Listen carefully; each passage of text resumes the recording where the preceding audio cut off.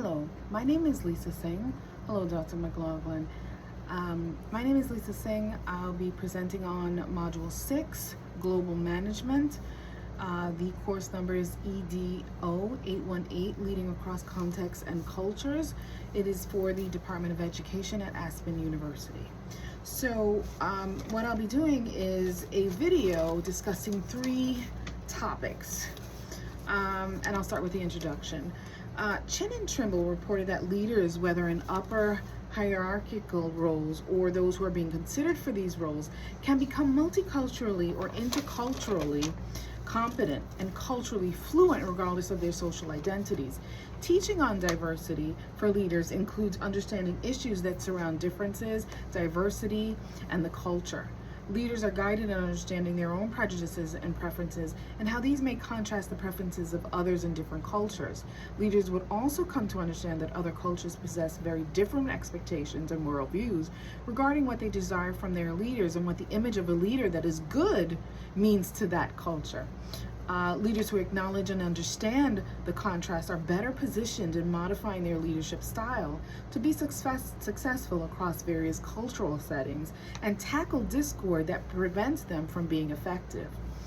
To expound on the dynamic of global management, I'll discuss dimensions of cultural difference, leader skill set, and dilemmas that leaders may experience in multicultural and international settings, and the elements needed to develop high-functioning teams using the knowledge, skills, and awareness model. Okay, so first I'll describe the dimensions of cultural difference. These are leaders' skills set. Chin and Trimble reported that several cultural dimensions were recognized as possessing cross-cultural, cross-group variation. These dimensions influence styles of leadership actions and behaviors. Though the profiles have not been analyzed in relation to individuals or groups, they are helpful in training and furthering self-awareness and competence for each of the dimensions of cultural difference for leaders. The authors caution those engaging the dimensions to avoid a simplistic approach that could result in traits being stereotypically made about individuals and countries. The dimensions, according to Chin and Trimble, overlapped with one another. The overlap has much to do with the complexity of the dimensions. The dimensions offer leaders a framework for comparisons between groups, and expressions of the dimension will possess variations across contexts. There were 14 dimensions that included power distance, uncertainty avoidance, individualism and collectivism, gender differentiation, universalism and particularism, neutral versus affective, specific versus diffuse, achievement versus ascription, attitudes towards time control, internal versus external control, assertiveness, future orientation, performance orientation, and humane orientation. So I'll start with discussing power distance. This involves the perception individuals possess about power. Specifically, the dimension reflects whether individuals accept inequality in power. Power distance on the low spectrum sees individuals anticipating equality in power and do not parallel authority with the leader's position. Individuals may thus interrupt a leader or share their views. Examples of low power countries are the United States and Denmark. The dimension is also marked by an egalitarian orientation. Power distance on the high end of the spectrum sees individuals basing their respective leaders on seniority, age, and education. Individuals are driven by protocol, use position titles, and shun open disputes or dissent with those in authority. Their silence and no eye contact reflect disapproval. Informal banter is viewed as rude. Uncertainty avoidance involves an individual's level of ease or dis-ease in response to uncertainty and vagueness. Uncertainty avoidance on the low spectrum sees individuals tolerating circumstances that are unpredictable with no structure. Being uncertain of the future is a core element of the dimension. Uncertainty avoidance on the high end of the spectrum sees individuals maintaining beliefs and conduct that are rigid. These individuals not tolerant behavior or ideas that are unconventional or radical. Individualism and collectivism involve how individuals categorize their needs within social frameworks. Societies oriented towards individualism support individuals caring for themselves. Societies oriented towards collectivism support individuals caring for each other, and organizations postured towards collectivism safeguard the interests of employees. Western countries esteem individualism, while Eastern countries esteem collectivism. Gender differentiation involves two elements, femininity and masculinity. The dimension acknowledges that cultures tend to emphasize emotional roles and goals and objectives for work. Countries that are masculine-oriented esteem competitiveness, assertiveness, achievement, and material reward for success. A culture with a femininity orientation esteems modesty, quality of life, caring for sick or weak, and cooperation.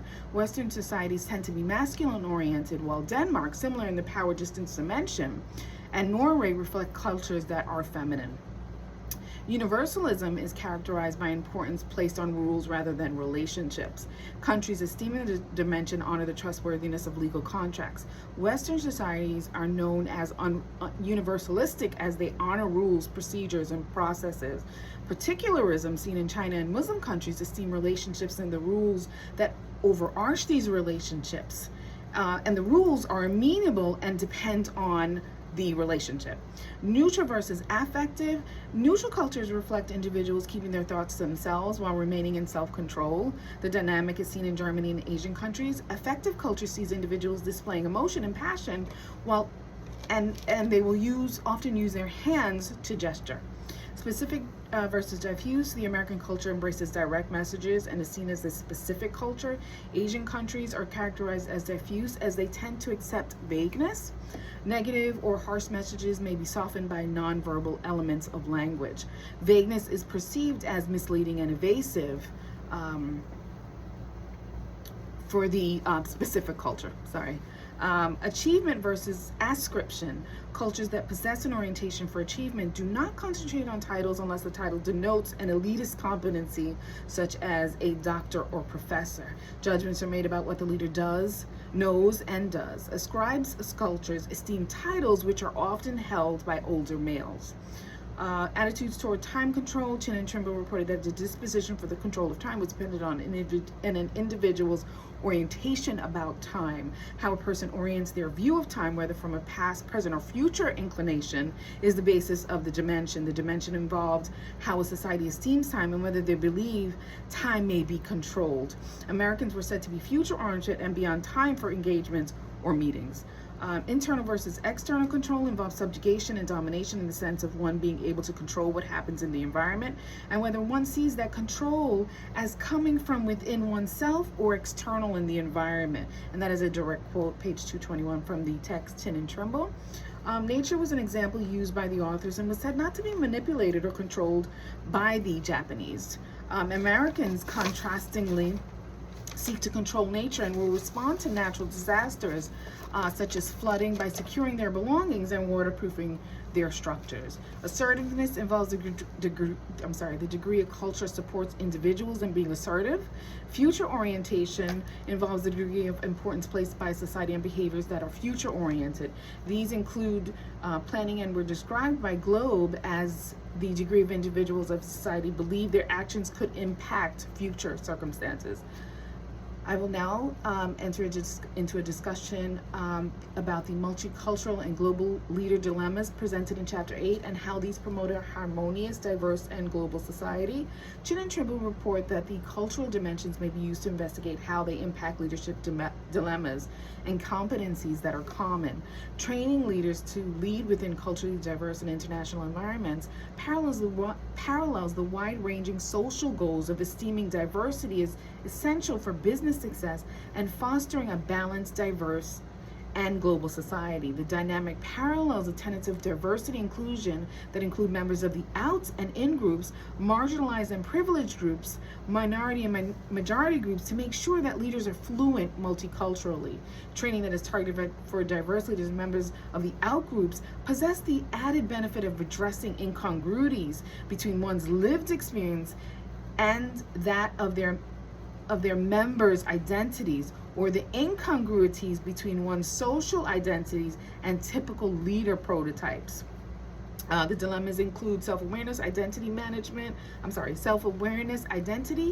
image management, negotiation, communication, decision-making, problem solving and managing conflict and work culture. Self-awareness identity. The dilemma surrounding a leader's questions about the self or self-identity was noted as considerably challenging for leaders as they examine ways of accommodating the perceptions and expectations of both the organization and followers. Training activities that guide leaders in defining who they are address this element of identity exploration. The dynamic fosters a recognition of social identities and how they impact the actions and behaviors of leaders and the perception of followers. Image management. A leader may contemplate the very real notion that managing their image may seem disingenuous to the organization and followers. The dilemma lies in when and if the leader is required to engage the activity.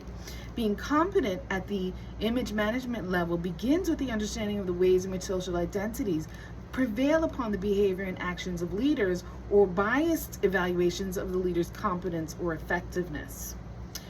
Negotiation was described as necessary for businesses to attain goals and solve problems. The negotiation process involves at least two groups or parties that gather to discuss the issue and reach an agreement that is mutually agreed upon by both parties or groups. Styles of negotiation include competition or cooperation. Competition is often engaged by cultures in the West, while cultures in the East tend to be cooperative. The Western view of negotiation sees business as nothing personal and everything business related. The Eastern cultures esteem family ties and trust and approaches negotiation through this lens. They value the business relationship. Communication, another dilemma. Communication conveys the influence of a leader and may be engaged through informal and formal methods. The relationship-oriented Chinese prefer face-to-face interactions, while the British are prone to communication that is formal. The Japanese are also known to be formal and follow rigid protocols for communication. The culture governs the ways of communicating and may result in misjudgments and misinterpretations. The goals of communication involve performing tasks, conflict negotiation, and identity management. Decision making, another dilemma. Of the 8 countries that were sourced for information on the extent of participation of subordinates with the decision-making process, 75% were found to engage the cultivate participative dynamic for reaching decisions. Though variations were observed, they were said to lack statistical significance. Israeli leaders engaged in decision-making via an authoritarian posture, while Sweden's leaders engaged in a more participative posture. Decision-making was found to be determined by the style of leadership, the organizational environment, and the sociocultural environment. Problem solving and managing conflict, another dilemma. Conflict was described as any circumstances where incompatible attitudes, goals, behaviors, or emotions result in disagreement between 2 or more members. For multicultural organizations, differences in culture compound the potential for conflict. Thomas, 1976, as cited by Chin and Trimble, 2015, arranged and paralleled orientations for managing conflict with degrees of assertiveness and cooperation. Those of the Asian culture tend to be avoidant and accommodating, while those of the American and Canadian cultures tend to be competing, though also embracing the compromising and collaborative styles. Work culture, another dilemma. After the Second World War, Japan became economically advanced. They did not desert their traditional social values that were entrenched in the Confucian philosophy. The philosophy became a lens that the Chinese used to establish management styles and organizational culture. Relationships between leader and follower are esteemed, as well as self-discipline and perfecting the self. These would precipitate a reasoned trust and faith and the inevitable, along with restraint and composure in the face of tumultuous circumstances. Now I will get into a discussion of the components of developing high-functioning teams using tools such as the KSA, the knowledge, skills, and awareness, and leader self-awareness, described in Chapter 8. Chin and Trimble reported on cross-cultural competencies models that would equip leaders with developing cultural competence in the workplace. The model equipped leaders in tackling issues precipitated by diversity amongst followers of an organization. The model would educate leaders that were culturally diverse for issues likely to be encountered that stem from their own marginalized social identities. The model possessed 3 components, which are knowledge, skills, and awareness. Knowledge involved conveying information necessary for a leader to act out tasks steeped in cultural differences. Knowledge that was specific to cultural heritage, racial and ethnic makeup, and how past experiences impact leaders both personally and within the work setting would be presented to leaders. The information would enhance a leader's capacity for identifying their own prejudices, beliefs, and attitudes, as well as the privileges one may have benefited because of one's social identities. Skill, the second element of the KSA model, involved encouraging leaders to search for teaching and development to further their knowledge and capacity in cross-cultural settings. Awareness, the third component of the KSA model, speaks of a leader's cognizance of not only differences that exist, but valuing them and being mindful of their influence on communication and engagement. Chin and Trimble reported that leaders fluent in diversity engage their ability in being aware, along with their knowledge and skills, to galvanize loyalty and trust of their culturally diverse workforce. The feat would occur simultaneously with the team's pursuit of a shared vision, mission, or goal. The leader is confident in their ability to engage diverse cultures in group settings at the workplace or in the community as they live and communicate amidst diversity.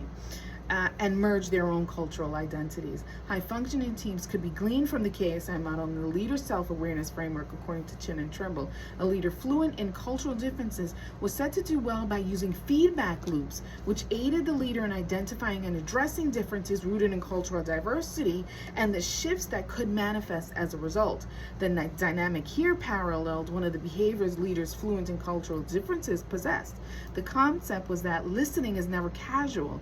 An effectively functioning team was born of a leader's ability to listen, which is identified as foundational to success. Leaders are adept at hearing and acting on what is heard. Listening paved the way for a follower not to feel threatened by questions posed by the leader. Listening allows for quality information to be contemplated that is then used by the leader to hold individual discussions with followers. These discussions inspire behaviors and decisions that further the organization in attaining goals.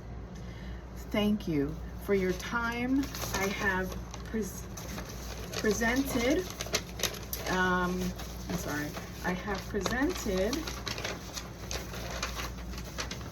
global management for EDO 818, leading across cultures, leading across contexts and cultures. Thank you for your time.